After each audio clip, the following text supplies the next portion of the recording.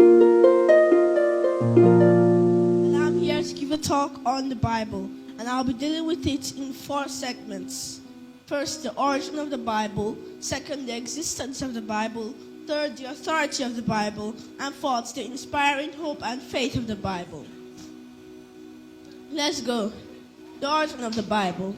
The Bible is a collection of religious texts made of the Old Testament and the New Testament. The Old Testament originated from ancient Israelite communities and was written in Hebrew and Aramaic.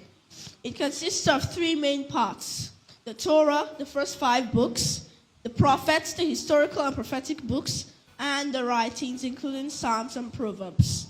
The New Testament is written in Koine Greek, which contains accounts of Jesus Christ's life, teachings, and early Christian history. It was compiled over several centuries by various authors. Number 2, the existence of the Bible. The Bible's existence spans over 1,500 years, with more than 40 authors contributing to its 66 books. The Old Testament was completed about 330 years before Jesus Christ's birth. Its unchanging nature and God's promises make it relevant across cultures and languages. The Bible's widespread distribution and readership demonstrate its enduring impact on humanity. Number 3, the authority of the Bible. The Bible has divine inspiration and serves as the normative authority for Christians in matters of faith and practice. Biblical authority rests on God's character and truthfulness. Hebrews 6 verse 17 to 19 demonstrates it, Hebrews 6 verse 17 to 19 highlights God's unchanging nature and the hope anchored in his promises. Number 4, the inspiring hope and faith of the Bible. The hope, as defined biblically, is an expectation with certainty that God will fulfill his promises. Faith and hope are intertwined, as faith gives substance to hope, and hope is grounded in God's character and his inability to lie. Its unchanging nature and hope Faith and hope are intertwined, as faith gives substance to hope, and hope is grounded in God's character and his inability to lie. The Bible's stories, prophecies, and teachings inspire hope by revealing God's love, guidance, and redemptive plan for humanity. In conclusion, first, the Bible does something good for us all the time. Second, the Bible itself is a miracle. Third, it's not a wonder that people could teach same things across ages without meeting one another. Fourth, it's thrilling to read and understand the Bible, even with how tough and intricate it seems. Fifth, the Bible is consistent in showing the conducts and examples of people who once walked the same. The Bible is somewhat a masterpiece, canonical, pietistic, and hallowed gift to mankind. The Bible is something beautiful. Thank you.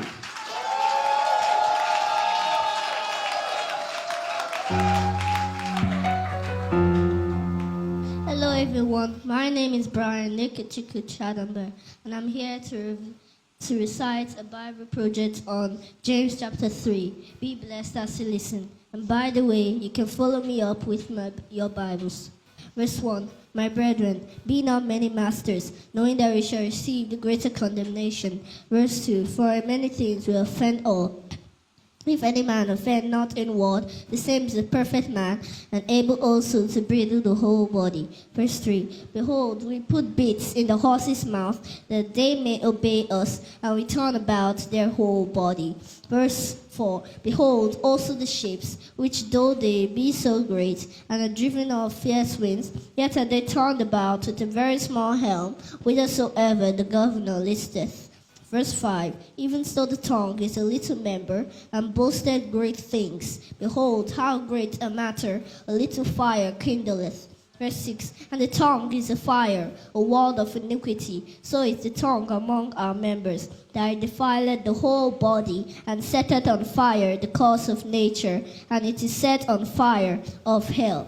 Verse 7. For every kind of beast and of birds and of serpents and of things in the sea is tamed and has been tamed of mankind. Verse 8. But the tongue can no man tame. It is an unruly evil full of deadly poison.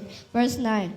Therewith bless we God, even the Father, and therewith curse we men, which are made after the similitude of God. Verse 10. Out of the same mouth proceeded blessing and cursing. My brethren, these things ought not so to be. Verse 11. That a fountain send forth at the same place sweet water and bitter.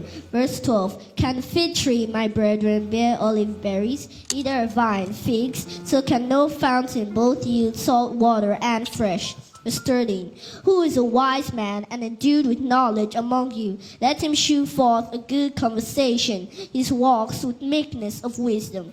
Verse 14. But if ye have bitter envy and strife in your hearts, glory not and lie not against the truth. Verse 15. This wisdom descended not from above, but is earthly, sensual, devilish. Verse 16. For where envy and strife is, there is confusion and every evil work. Verse 17. But the wisdom that is from above is first pure, then peaceable, gentle, and easy to be entreated, full of mercy and good fruits, without partiality and without hypocrisy.